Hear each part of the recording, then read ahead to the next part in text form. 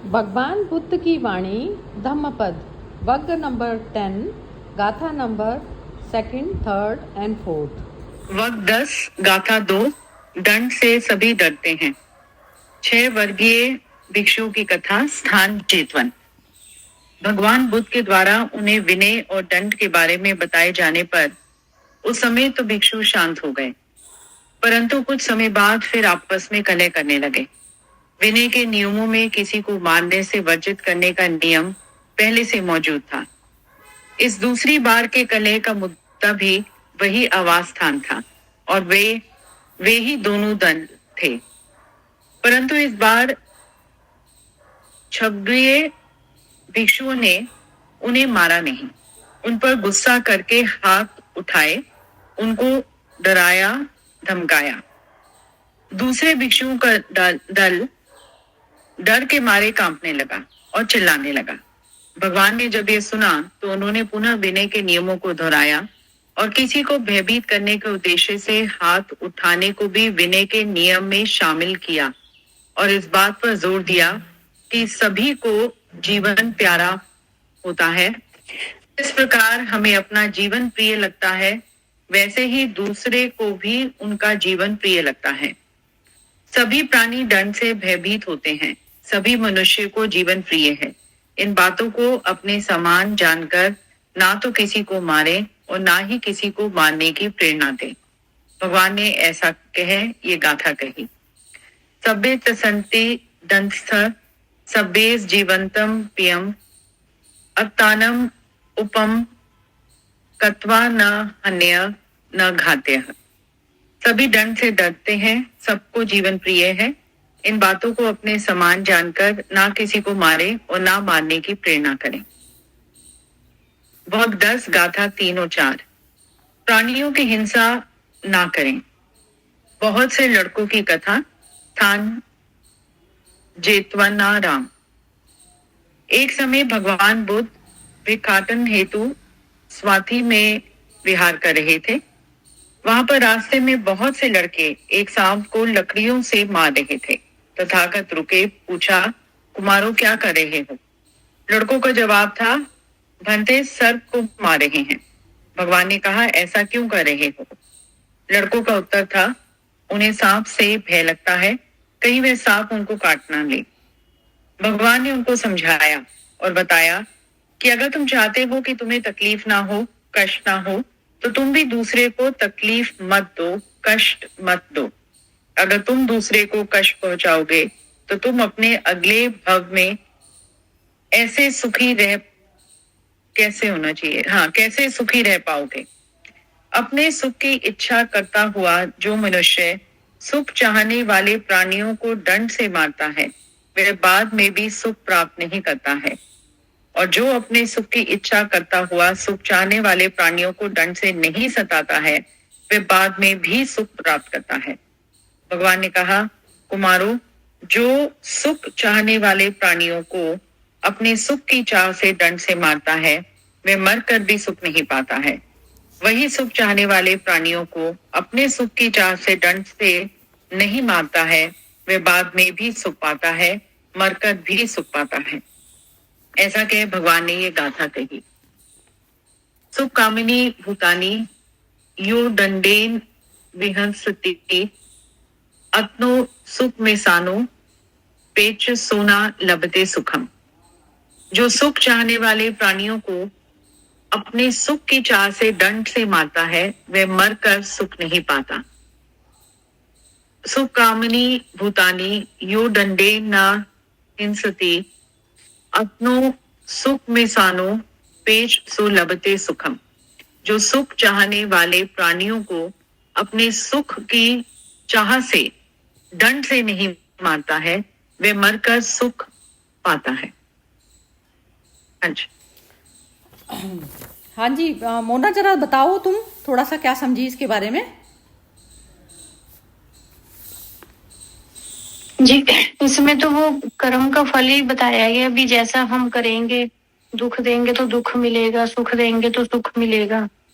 Main तो इसका conclusion यही समझ में आया मुझे। ये 3rd और 4th स्टोरी की बात कर रही हो, और ये वाली जो इसकी थी सेकंड स्टोरी में जो बताया था, जो पुराने वाली स्टोरी से रिलेटेड थी ना ये, इसमें नहीं, वो तो ध्यान में नहीं है। इसमें जो एक भिक्खू जो दूसरा जो दल आ गया था ना उसका, तो उसमें फिर इनके लड़ाई झगड़े होने लग गए थे, तो उसके बारे में क्या कहती हो? नहीं सुनी?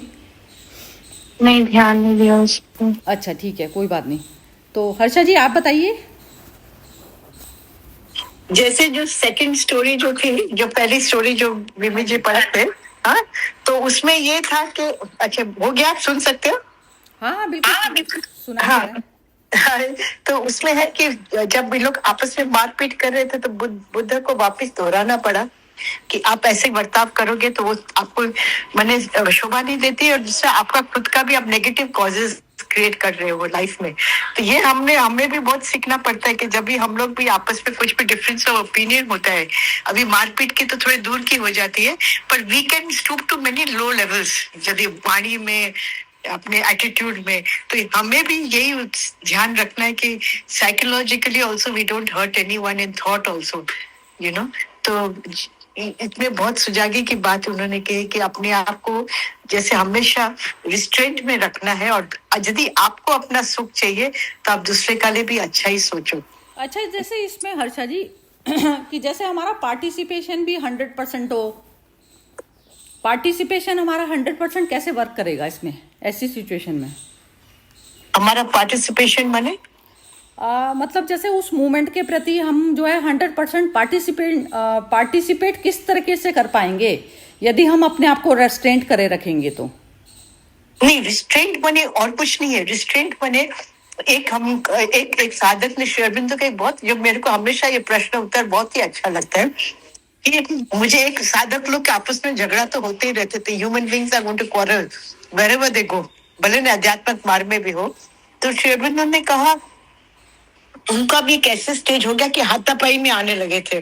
तो श्री अरविंदो के पास ये बात गई थी, तो उन्होंने कहा कि देखो, पहले प्रथम तो आप हाथापाई का जो विचार आता है ना, उसको पहले आप कट करो, क्योंकि आप मैनिफेस्ट करते हो, मींस आपका आउट ऑफ कंट्रोल जा रहा है।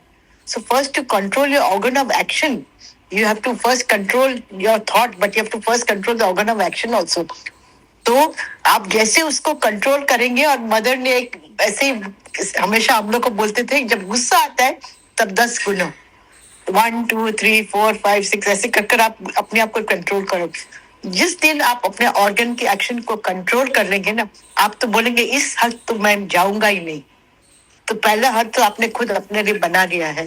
दूसरा जो होता है कि भाई बोलने का जो आता है, 1-2 बार तो हम लोग बोल देते हैं अपने गुस्से में, क्रोध में, पर फिर हमें अफसोस भी होता है कि ये मेरा स्वभाव थोड़ी ना है, और मैं इसलिए थोड़ी ना आया हूँ ये पृथ्वी पर, इसका लिए सब झंझार करने का लिए, बोलने का नहीं आई हूँ मैं, छोड़ो। तो वो भी बात जो होती है ना, गुस्सा भी आता है ना, पर अपना माइंड को आप रिस्ट्रेट इस तरह से करते हो कि आप वचन नहीं बोलते हो। पहले तो हाथापाई में बंद हुआ, फिर वचन में भी बंद हुआ, फिर आप अपने आप के अंदर साथ में आपस में जाकर बैठकर फिर आप अपने अंदर ही सुलझ कर सकते हो कि मुझे क्या करना है अभी, और how do I get peace with myself. So सब अंदर का ही खेल हो जाता है। और जैसे कोई बात वाला आपको उत्तेजित करता है तो आप कितना उत्तेजित होते हैं, तो मैंने आपने अपना चाबी उसको हाथ में दे दिया ना, वो आपको उत्तेजित करते ही जाएगा और आप उत्तेजित होते ही जाएंगे। कब तक आप उत्तेजित होंगे? तो यही बात हो जाती है कि अपने आप को कितना समेटना है, कछुआ बनकर रहना है, यू नो। एक्चुअली ये भी तो होता है ना, जैसे आपने कहा कि दूसरा इंसान हमें उत्तेजित कर रहा है, अब लेकिन कर तो कौन रहा है उत्तेजित? जो हमारे जो बॉडीली जो इंद्रियां हैं सारी, तो उन्होंने ही तो देख के ही तो लेके आई हैं वो जो सीन को। उत्तेजित किया किसने है बेसिकली? कि बाहर की जो चीज़ से हमारा कांटेक्ट जो हुआ है, तो वो कांटेक्ट हमारा जो इंद्रियों ने जो देखा दृश्य है, तो वो उसमें रोल किसने प्ले किया? उत्तेजित तो सामने वाले के अंदर तो पावर ही नहीं है ना, कुछ भी उत्तेजित कर दे या नहीं कर दे हमारे अंदर। हमारी इंद्रियां यदि देखती नहीं उस चीज को, तो हम उत्तेजित हो जाते नहीं। इंद्रियां देखती है, जैसे मैं कई बार बोलूं आपको ना, हम लोग का कभी एक दो मत हो जाते हैं, तो हमेशा एक बार हम लोग लेट गो करते हैं, पर हमेशा होते जाते हैं। तो बोला कब तक हम ऐसे करेंगे? पर ये जब हम कब तक बोलते हैं ना, तो तो हम लोग भगवान से एक्चुअली दूर हो जाते हैं, क्योंकि जब तक हम लोग बोल के नहीं उसका स्वभाव है उसको करने दो ना, मेरे को कहाँ किधर नड़ता है, किधर नड़ता है, किधर कौन से शरीर, which part of the body does it hurt me. Mind जो है वो तो अपना काबू में हो ही जाता है तभी। तो जब भी सामने वाला भी तब नहीं रहता है, क्योंकि हम उसका हमारा नजरिया भी बदल जाता है। फिर उसका कहानी वो जाने, मैं क्या करती हूँ, मेरा क्या कर्म ड्यूटी है, मेरा क्या मिशन है। मेरे लिए वही होता है कि कर्म एक कर्म दंड नहीं है, मेरा कर्म एक मिशन है कि मैं उसमें से ऊपर उठूं। बस जो भी कर्म सामने हमको आता है, सामने जो भी खेल आता है, उसको मैं कैसे मेरे उन्नति के लिए मैं यूज करूं एक एक चीज को, तो वो मेरी अंदर की वो एक होती है। अच्छा, एक सेकंड जरा, ये विमी जी भी कुछ कहना चाह रही हैं। हाँ जी विमी जी, आप बताइए। हाँ, ये है कि देखो इंद्रियां हैं तो वो सब कुछ वो देखेंगे भी, सुनेंगे भी, वो सारे दृश्य आपके पास सांसारिक लाइफ में आपके साथ वो सब कुछ घटेगा भी।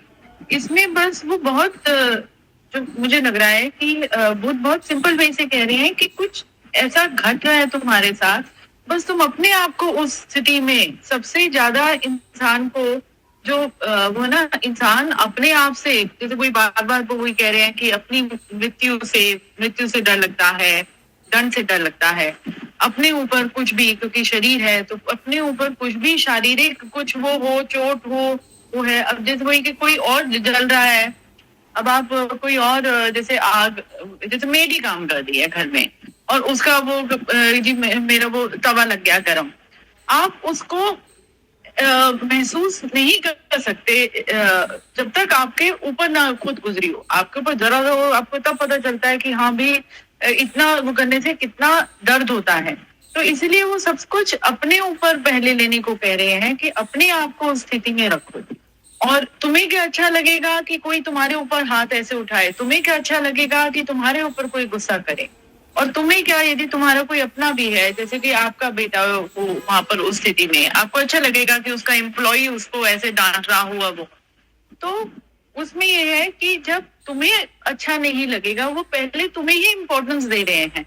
जैसे कोई हम वो कह रहे हैं ना कि सृष्टि को निर्माण करके भगवान ने तुम्हें छोड़ दिया कि भाई अब तू अपनी जिंदगी जी, और मतलब जो भी तू अपने फैसले ले, और ये है मैंने तेरे लिए तुझे सारे टूल्स वूल्स सब कुछ दे दिए हैं, अब इन्हें किस तरह से सुचारू रूप से तुम्हें इनको प्रयोग में लाना है वो तेरे ऊपर है, वो तेरा वो है, मैं इंटरफियर नहीं करने वाला। तभी उन्होंने वो हर जगह कृष्ण ने जब अर्जुन को भी दिया तो सारी उसको ज्ञान दिया, पर कह दिया तेरा अपना वो फैसला। तो इसमें भी वो तुम्हें ही केंद्र में रख रहे हैं कि तुम अपने आप को मतलब केंद्र में रखते हो कि तुम्हें नहीं अच्छा लगेगा तो दूसरे को क्यों तुम कैसे कर सकते।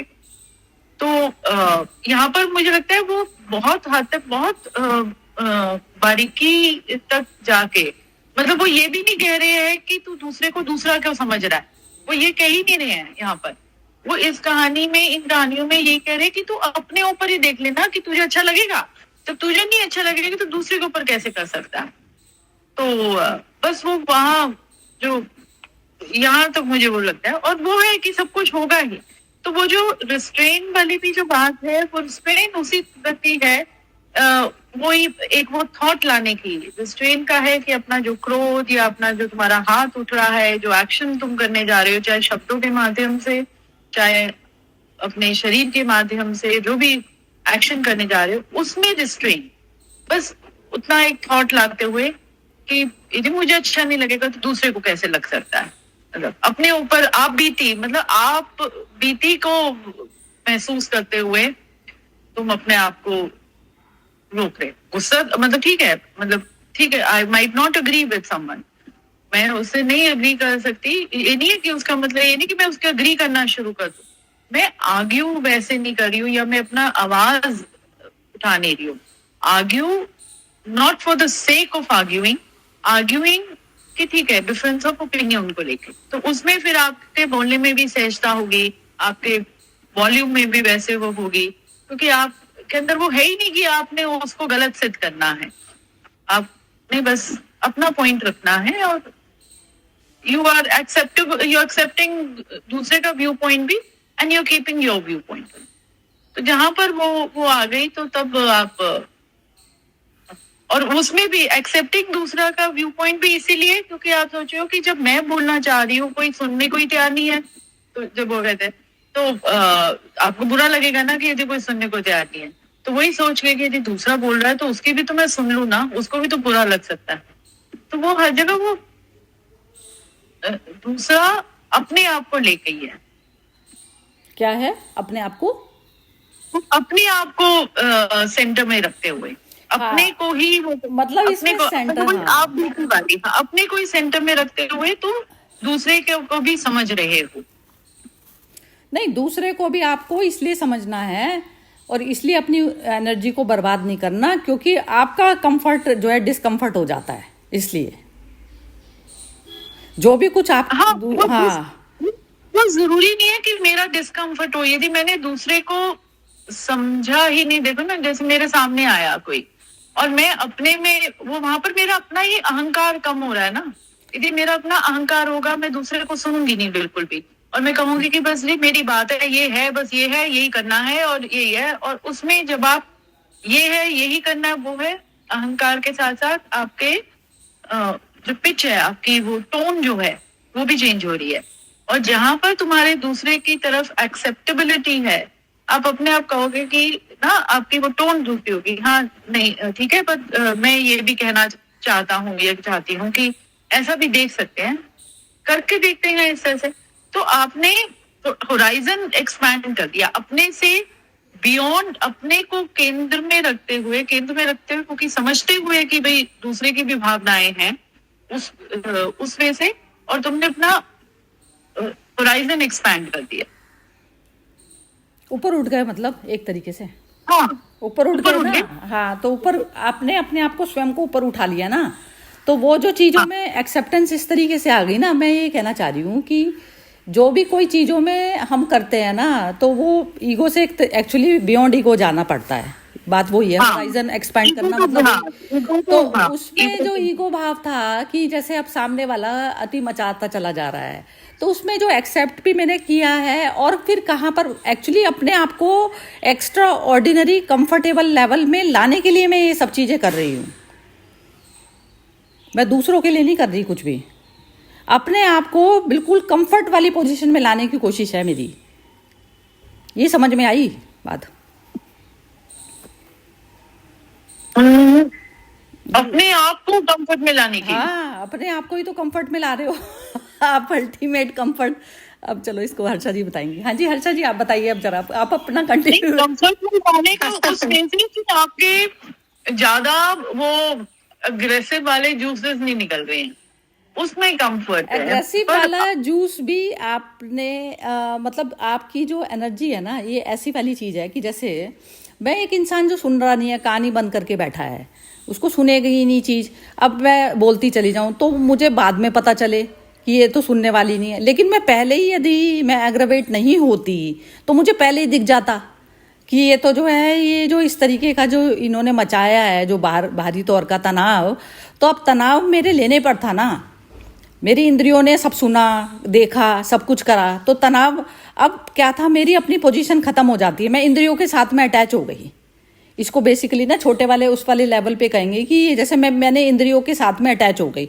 और सपोज करो मेरी इंद्रियों ने सारा दृश्य देखा, लेकिन उसमें फिर भी नॉन अटैच वाला हिस्सा बना ही रहा, मैं देखने वाली बनी ही रही, तो अब मैं एग्रेवेट नहीं होंगी ना। अब मुझे पता चल रहा है कि कौन कौन से लेवल से हाय मचा रहा है बाहर, तो अब मैं उसके जो सब चीज़ों को मैं प्रॉपर तरीके से, मेरा जो डिस्कम्फर्ट हो जाता है मैं उसको कंफर्ट करने की कोशिश करती हूँ। डिस्कम्फर्ट कौन होता है?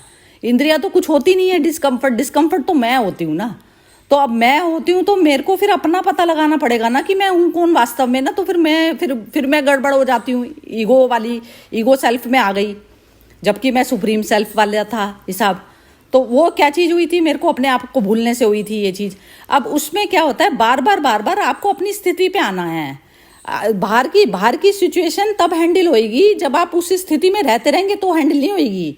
आपको उससे बाहर आना पड़ेगा, पहले उससे बाहर आके अपना कंफर्ट लेवल पे आना पड़ेगा पहले, पूरी तरह से कंफर्ट लेवल में आके तब आप उस सिचुएशन को हैंडल कर सकते हैं। तो अब उसमें ये जो उन्होंने बोला कि विनय करके और वो करें, सामान जाने वो जाने। अब क्या है कि जैसे अब किसको कौन से वाले ढंग से किसी को कैसे समझाना पड़ेगा, कैसे बतानी पड़ेगी, उसका रिस्पॉन्स कैसे देना है सिचुएशन का। तो पहले मेरे को अपना कंफर्ट लेवल में मैं आऊँगी और फिर तब मैं उसको रिस्पॉन्स दूंगी सिचुएशन में। अब जैसे भारी, तो ये चीज है, तो वो कंफर्ट लेवल आपका बिना भारी सिचुएशन में उथल पुथल के बाद भी आना ही है। अर्जुन को युद्ध में कह रहे हैं भगवान कि तू कंफर्ट लेवल में आ जा, युद्ध करने के टाइम में नहीं कह रहे हैं कि तू ये युद्ध कर, युद्ध तो तेरे को करना ही पड़ेगा। एक बस सरिता जी कहूंगी कि ये जो कंफर्ट लेवल है ना, मेरा कंफर्ट लेवल, उससे मैं थोड़ा सा डिसएग्री करूंगी। मैं उसको वैसे कहूंगी स्थिर, मतलब आप डिविएट नहीं कर, मतलब आपका पेंडुलम इधर उधर नहीं हो रहा है, आप स्थिर हो। मेरा कंफर्ट लेवल डिफरेंट हो सकता है। मेरा यदि मेरी प्रवृत्ति है उसे गुस्से वाली, वैसे तो मेरा तो फिर कंफर्ट लेवल बॉडीली वाला हो गया। बॉडीली चीजें हो गई सारी। बॉडी को इंस्ट्रूमेंट अभी अलग हमने करा नहीं ना, अपने से अलग करना है बॉडी के को। लेवल पर वो, हाँ, मन के लेवल पर वो स्थिरता। जो मन भी तो बॉडी है ना, हाँ, मन भी बॉडी है। तो पहले ये होता है कि जैसे कोई भी चीज में पहले मेरे को अपने आप, पहले मशीन को तो पूरा अलग कर लूँ ना। मशीन के साथ में अभी मैं पड़ी हुई हूँ झंझट में, मशीन में अंदर बैठी हुई हूँ अंदर में। अब मशीन से पहले मैं बाहर अपने आप को कर लूँ, अब फिर मैं मशीन का यूज कर पाऊंगी ना सही मात्रा में, सही उसमें। और यदि मैं मशीन को नहीं देखूं, मशीन को, तो क्योंकि जैसे इसमें कह रहे हैं कि जब तुझे दुख हो रहा है या तुझे कष्ट हो रहा है या तुझे चोट पहुंच रही है या तेरी मृत्यु हो रही है, तू पहले वो सोच कि तेरे साथ ये घटेगा तो तुझे कैसे लगेगा। तो ये सब कुछ ही, मुझे दुख होना, मुझे कष्ट होना, मुझे दर्द होना, मेरी मृत्यु होना, वो तो सब कुछ वो शरीर से ही हो गया ना। तो शरीर को तो आप बीच में ला ही रहे हो, मन से अटैच हो गया, मन से अटैच हो गए ना। नहीं, मतलब मेरा कहने का है, इन कहानियों में वो शरीर को तो लेके आ ही रहे हैं कि शरीर के ऊपर यदि तुझे वो हो रहा है, मन से दुख हो रहा है, शरीर के ऊपर कष्ट हो रहा है, मन में दुख हो, मतलब शरीर के ऊपर कोई चोट लगेगी, मुझे, मेरा हाथ जलेगा, मुझे दर्द होगा, तो तभी मुझे दर्द हुआ, मुझे एहसास हुआ, या मैंने वो एक्सपीरियंस किया कि जलने पर मुझे भी दर्द होता है। तो यदि कोई और जल रहा है तो मुझे तभी तो पता चलेगा ना कि भाई उसको भी दर्द हो रहा है। वो यही तो कहना चाह रहे हैं कि यदि तेरी मृत्यु होती है, तू सोच, अपने आप को उस स्थिति में रख कि तू, यदि तेरे ऊपर ये कुछ भी कोई कष्ट आता है, मतलब वो संवेदनशीलता एक तरह का जो मुझे लग रहा है पैदा करने की कर रहे हैं कि यदि तुम्हारे साथ ऐसा घटता है तो तुम्हें कैसे लगेगा, तो तुम दूसरे की तरफ भी वो थोड़ा सा रिस्पॉन्सिव और रिस्पॉन्सिबल हो। जो हम जैसे प्रकृति को लेके भी कहते हैं कि भाई तुम उसको काट रहे हो, तुम वो सोचो ना कि मतलब जब उसको तुम काटने पर, ये तो कहते हैं काटने, यदि तुम्हें काटा जाए तो तुम्हें कितना होगा। ये जो जैसे जब हम, जो लोग नॉनवेज खाते हैं तो कहते हैं कि भाई तुम उसको मार रहे हो तो उसको कितना दर्द होता होगा। तो कहते हैं इमेजिन वो सिचुएशन में जाओ।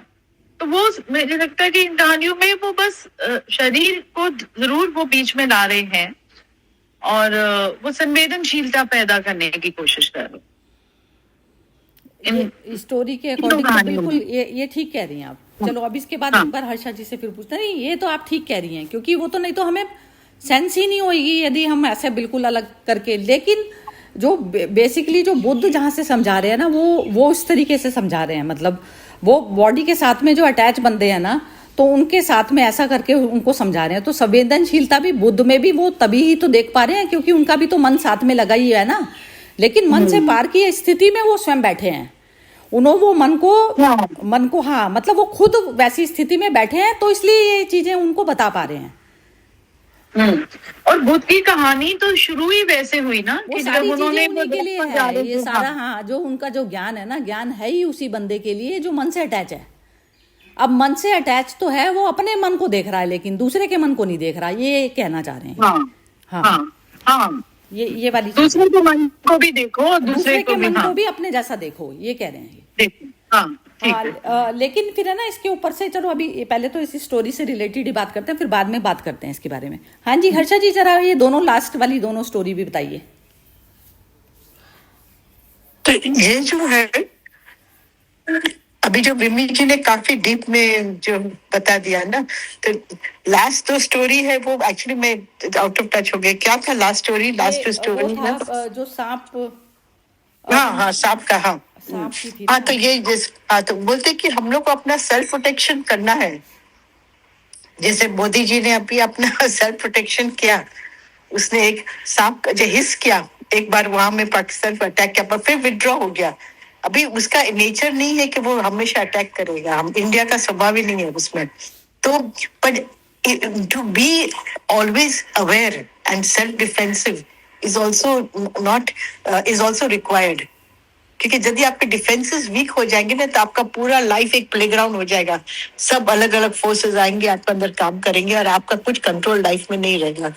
तो सेल्फ डिफेंसिव तो रहना ही है, और अपने आप को एक दायरा में भी अपने आप को, नॉट इगोइस्टिक दायरा, but just to keep your centred being alive, you know, अपना जो आत्म प्रभाव को जागृत रखने का लिए थोड़ा हमें इंद्रियों का से, जैसे बोलते हैं ना, मेरे को तो कछुआ जैसा बहुत अच्छा ही लगता है। हम बोलते always go back to the self, you know, withdraw into the self and repose there and then come out again in the world. तो जैसे बोलते हैं ना, एक हम लोग को आराम मिल जाता है जैसे हम लोग अंदर जाते हैं ना, तो ऐसे ही हमें वो सांप का दृष्टांत भी बहुत अच्छा था। और दूसरा क्या था वो दूसरा वाला? हाँ, ये सेकंड वाली थर्ड फोर्थ स्टोरी में तो सांप का ही था कि वो जो है लोग परेशान करते थे ना उसे। हाँ हाँ सांप को क्या था विमी जी, जरा सा थोड़ा सा और बताइए, मैं तो मैं खुद भूल हाँ, गई। नहीं, जो हर्षा जी ने कहा था, मतलब इसी स्टोरी के कॉन्टेक्स्ट में ये सांप को, क्योंकि वो सांप को देख रहे हैं, सांप कुछ कह भी नहीं रहा, पर वो सांप को मारने में लगे हुए हैं। तो यही जो हर्षा जी ने इंडिया पाकिस्तान का बताया, अब देखा जाए तो इंडिया के आसपास सारे सांप ही है, वो कभी भी फन उठा के खड़े हो जाते हैं, पर जब तक वो फन नहीं उठा रहे, तो इंडिया की जो पॉलिसी है, और मतलब बिल्कुल इस कहानी के अकॉर्डिंग ही है कि जब तक, और जो वो समझाना चाह रहे हैं तथागत, कि जब तक ठीक है सांप तुम्हारे आसपास है, पर ये नहीं कि ये सोच के कि सांप आसपास है तुम उसको मारना शुरू कर दो। मतलब वो इंडिया है कि पता मेरे आसपास, ये पाकिस्तान तो सांप है, फन उठा सकता है, पर हम कभी भी अपने आप नहीं मारने जा रहे उसको।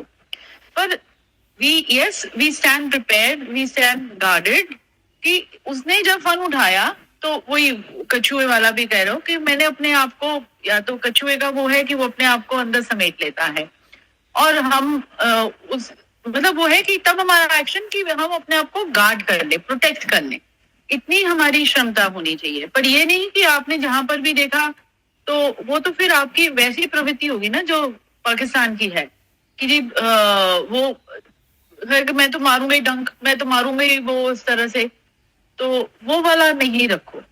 तो मतलब हर चीज में वो संवेदनशीलता भी तभी आती है जब आप अपने हर सोच को और अपने एक्शंस को एक थोड़ा पॉज देके स्ट्रेटेजिकली प्लान करते हो। और जब तुम्हारे अंदर वो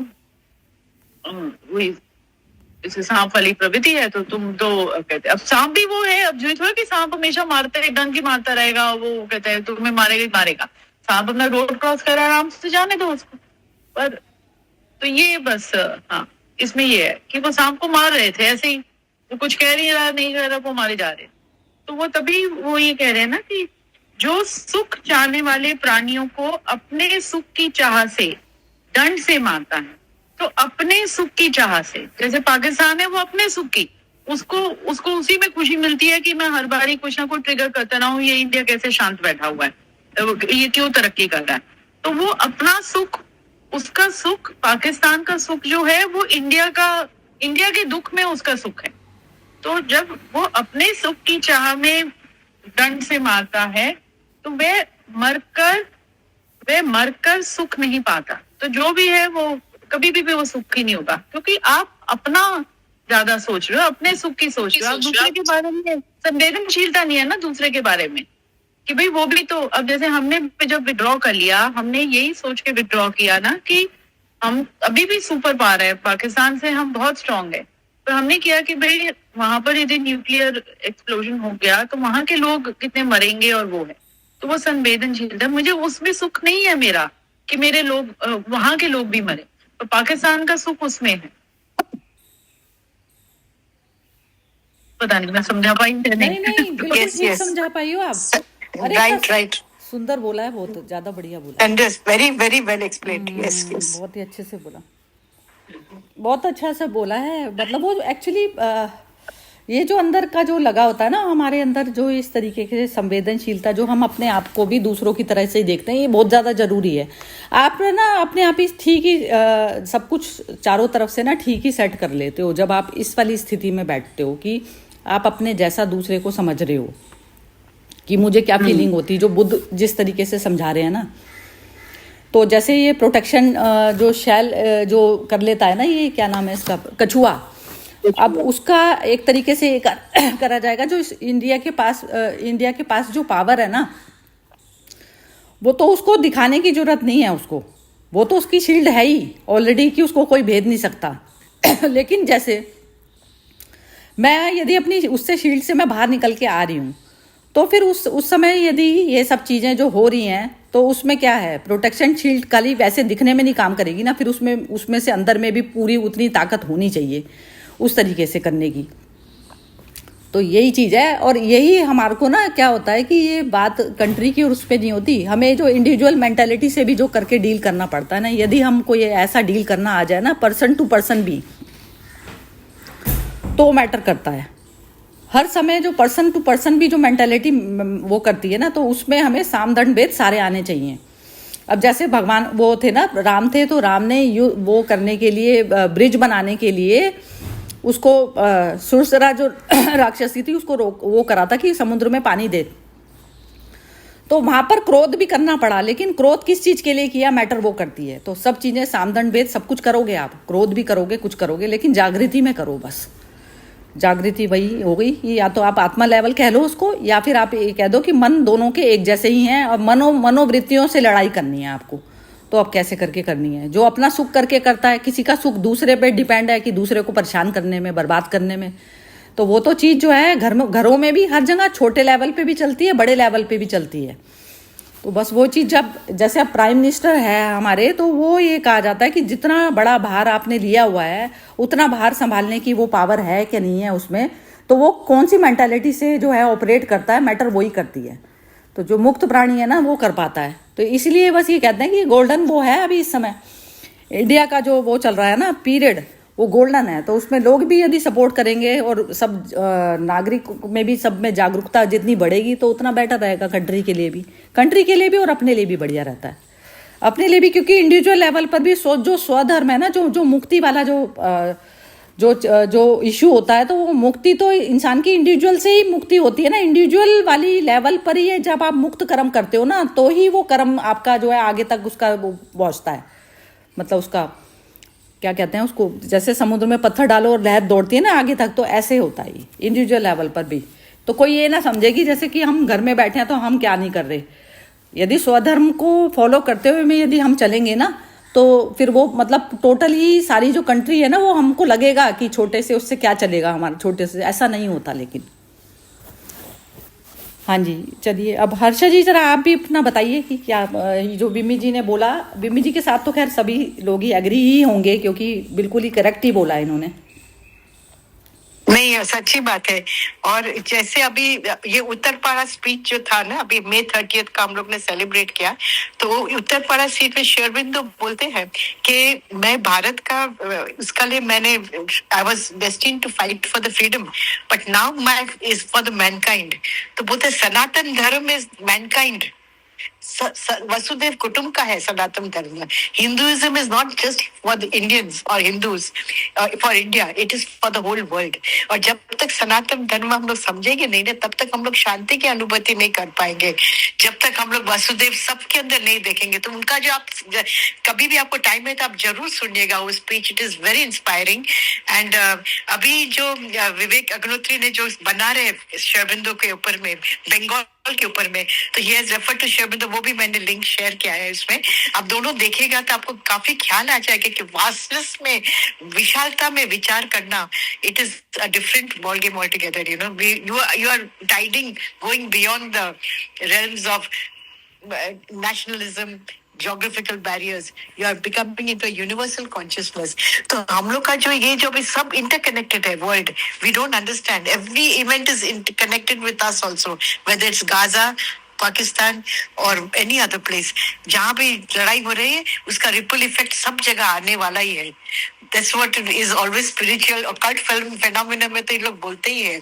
और मदर ने, शेरविंदो, जब वर्ल्ड वॉर 1 और वर्ल्ड वॉर 2 था ना, तो बोलते थे कि जो लोग मरे हैं वो इतने वेदना में मरे कि उनका वासना सब किधर जाएगा, वो वापस रीबॉर्न होएगा and the world will continue like this, you know, क्योंकि no one is coming above there pettiness. तो हम लोग को जो प्रयास करना है, अभी जो ऋषि मुनि कर रहे हैं, जो हिमालय में बैठ कर रहे हैं, जो योगी लोग कर रहे हैं, कि coming out of a littleness. इसलिए तो अमेरिका में भी इतने काफी लोग, स्वामी मुक्तानंद जी, कितना जन सब है जो बहुत पॉपुलर भी होते जा रहे हैं, because now people are realising oneness of mankind. और जब तक वो नहीं आएगा ना, तो और वननेस फिर हमारा इंडिविजुअल लेवल में जैसे हम बोलेंगे, तो हमारे अंदर में जो भी है, जो आजू बाजू है, वो भी हम लोग वननेस से बर्ताव करेंगे तो एक सुधार आएगी. अच्छा, और जैसे वननेस इसमें ना एक बार जैसे इसने रमन महर्षि ने बोला हाँ, कि मैं जो है, जैसे आपको किसी ने मुझसे पूछा था, साधक ने, कि जो है आप निकलते क्यों नहीं हैं, सर्विस क्यों नहीं करते ह्यूमैनिटी की, ऐसे करके उनसे पूछा. तो उन्होंने बोला तुम्हें कैसे लगता है कि मैं ह्यूमैनिटी नहीं कर रहा हूँ. yes, तो yes. आप इसका अर्थ क्या समझी? हाँ, एक लाइन है सावित्री में जो शेरविंदो को भी यही पूछा गया था. इनफैक्ट जब वो पौंडीचेरी में सेटल हो गए ना, कई लोग उनको कावड़ भी बोलने लगे थे. बंगाली लीडर्स जो थे ना, कि वो कावड़ है, वो तो चला गया, भाग गया बैठ कर, यू नो. तो रविंद्रनाथ टैगोर ने तब उनको बहुत अच्छा जवाब दिया था उन सबको, कि वो एक कोना में बैठकर पूरा विश्व को ख्याल कर रहे हैं. जरूरी नहीं है कि हमेशा बाहर आकर कोई आदमी कर सकता है विशाल काम. और शेरविंदो ये लाइन सावित्री में लेकर, वन लूसेंट कॉर्नर, माने लूसेंट में जागृत corner, windowing in the world things and make the whole world into light, means एकदम पूरा प्रकाश में कर सकता है. बिल्कुल. एक योगी हिमालय में बैठकर भी बहुत परिवर्तन कर अब सकता है. इसको ये बिम्मी जी क्या समझी, जरा ये पूछते. बिम्मी जी आप बताइए जरा. हाँ, नहीं वही है ना कि अब जैसे जरूरी नहीं है कि जो अब जैसे वो युद्ध वाला है, अब फौजी है, वो लड़ने जा रहा है, उसका मतलब उसको वो ड्यूटी दी हुई है लड़ने की. हमारे जो प्राइम मिनिस्टर है, उनका है कि as the head of the family, पूरा परिवार भारत का, उसका उन्होंने डिसीजंस लेना है. पर यहाँ पर जो वो ऑपोजिशन है, वो यदि मतलब उनकी ड्यूटी ये नहीं कि उनको मतलब कहते हैं इतना ही साथ दे दे, ऑपोजिशन इतना ही साथ दे दे, जो उन्होंने अभी किया भी है, कि वो इंडिया फर्स्ट लेके खड़े हैं और अपोज नहीं कर रहे. जो भी एक्शन हो रहा है, वो उन्होंने मोदी जी को भी पूरी एक तरह की फ्रीडम दे दी कि ठीक है, जो आप डिसीजन ले रहे हो अपने लेवल पर, तो किसी को वो स्पेस भी देना ना. और तुम अपना वो नहीं कर रहे हो, नहीं तो पार्लियामेंट में चीखना चिल्लाना कर दो, वो शुरू कर दो, पर वो किसी को स्पेस भी देना, चुप रहना, वो भी तुम उसको मतलब सपोर्ट कर रहे हो और हेल्प कर रहे हो. तो वही जो वो है कि नहीं भी कर रहे तब भी तुम, मतलब वही ऑपोजिशन तब भी इंडिया की हेल्प ही कर रहा है, ह्यूमैनिटी की हेल्प कर रहा है, चुप रहकर भी. तो हर चीज में बोलना या तलवार उठा के खड़ा हो जाना वो नहीं सिद्ध होता. मतलब इस तरीके से ये जो है इनका जो चुप रहने में भी, हाँ, चुप रहने में भी तो वो है ना, आपका एक्शन, आपका सपोर्ट है. मतलब एक ये होता है कि जैसे एक जो शांत वाली, शांत चित्त आत्मा, शुद्ध आत्मा, जिसकी अपनी डिजायर्स कुछ नहीं है, तो वो भी एक पार्टिसिपेट करती है, क्योंकि शांत उसमें शांत रह के, जैसे प्रकाश की तरह इन्होंने बोला ना अभी, हर्षा जी ने जो बोला, शेरविंदो का जो बोला, तो वो चीज़ है. तो वो चीज़ की यदि जब तक वो फीलिंग नहीं आती ना, तो आप समझिए कि जैसे आपकी इंद्रियां तो है ही नहीं अभी कुछ भी, आपका ना शरीर इस लायक है कि आप कुछ कर पाएं, कुछ नहीं कर पाएं. लेकिन फिर भी रमन महर्षि जी को कैंसर की बीमारी होने के बावजूद भी वो किस तरीके से पार्टिसिपेशन उनका हुआ, उन्होंने ऐसा बोला ना. तो मैं बस ये समझना चाह रही थी कि ये मतलब समझते हैं या नहीं समझते सब, ये वाली बात. अब एक बार मोना से और पूछते हैं. मोना जरा तुम बताओ क्या समझती हो इसके बारे में जो अभी मैंने पूछा. नहीं जी, आज तो मेरा दिमाग ही नहीं चल रहा, मेरा मन थोड़ा परेशान चल रहा है आज. अच्छा, तो तुम्हें शांति की जरूरत है. चलो नहीं, हो जाएगा, कोई बात नहीं.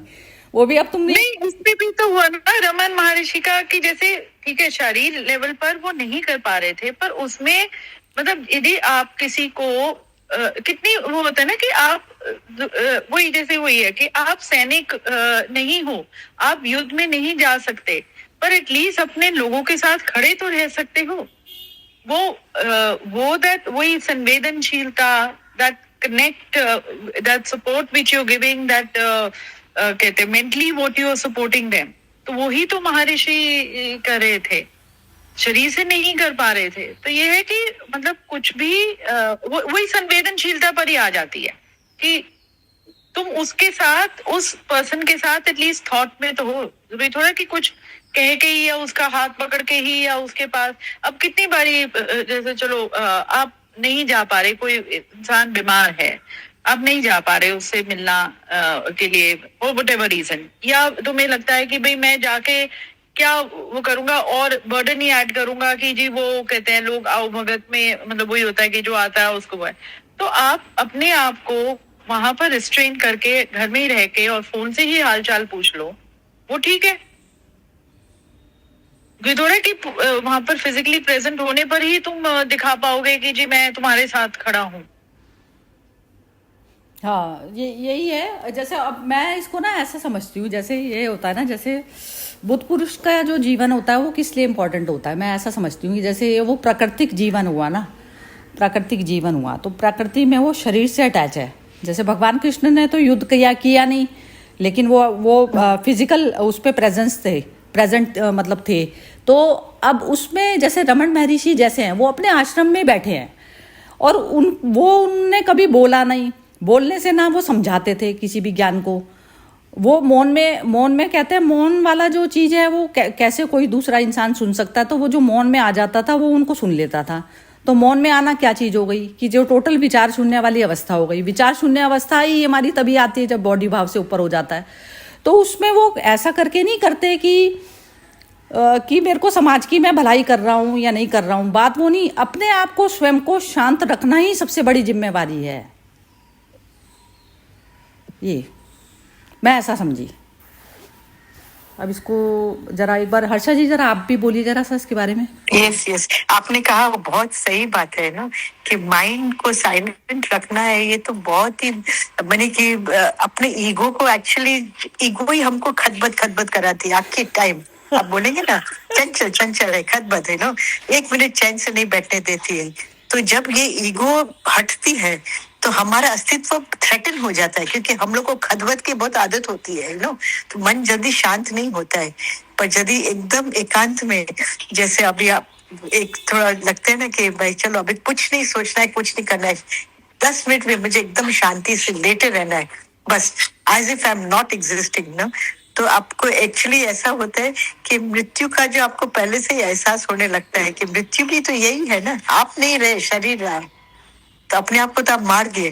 तो मन से जागृत होकर मारना, तो एक मृत्यु का अनुभूति ऐसा होता है, और वो फिर हम लोग अमृत जैसे तुरीय अवस्था में भी ले जा सकते हैं, if you are consciously doing that practice every day. पता क्या होता है, जैसे हम हेल्प, हाँ एकदम अभी आपके बोलते बोलते ही मेरे को एकदम दिमाग में आया कि जैसे जो मैंने अपने आप को शांत किया ना, तो जो मेरे अपने विचार की जो लहरें थी ना, वो लहरें मेरे पूरे यूनिवर्स में उथल पुथल मचा दी थी, मेरी अनइजीनेस।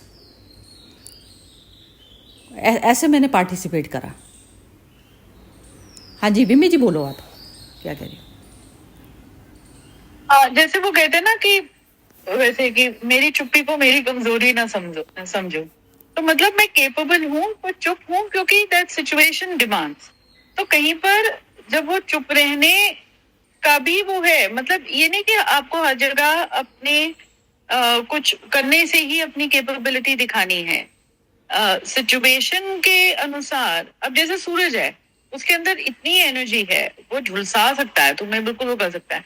पर सूरज अपना काम कर रहा है ना, सुबह उठता है मतलब निकला, शाम को ढल गया, वो अपना उसमें वो लगा है। तो मतलब कैपेबिलिटी अलग है और अपनी और वही मतलब जिस उस सिचुएशन में यदि तुम्हारी चुप्पी उस चीज को सपोर्ट करी है तो वो चुप रहना सीखो।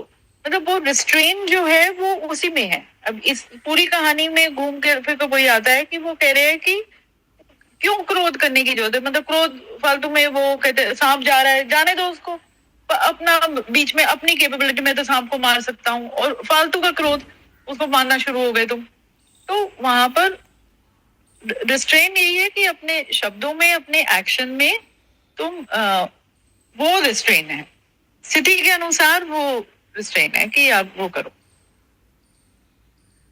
हाँ, मतलब जहाँ पर जैसे आप अपने आप में रहते हो ना, जो जो ये जो रमन महर्षि की जो अवस्था थी, तो उसमें तुम अपने आप में रहते हुए में कि कहाँ पर आपको, तो अब आपको ये जो बॉडी का जो ये सारे पार्ट्स मिले हैं, आप उसको सिचुएशन के अकॉर्डिंग हैंडल करेंगे। सिचुएशन की जैसे रिक्वायरमेंट है बोलने की, तो उस समय बोलेंगे। जिस समय चुप रहने की है, सिचुएशन डिमांड नहीं करती है, अभी सामने वाला सुनने वाला कोई नहीं है कॉन्शियस लेवल पर कि वो सुन रहा हो आपकी बात, तो आप मौन रहेंगे उस समय। अब कहीं पर हाथ चलाने की जरूरत है, अब ये नहीं है कि कोई सांप है या कोई वैसा वाला कोई मनुष्य आ गया सामने कि जिससे तुम देख के उसको डर ही जाते हो। अब डर क्या होता है, ज़्यादातर एक्शन जो हमारे निकलते हैं वो इस तरीके से निकलते हैं, हमारे रिएक्शन होते हैं, एक्चुअली एक्शन नहीं होते।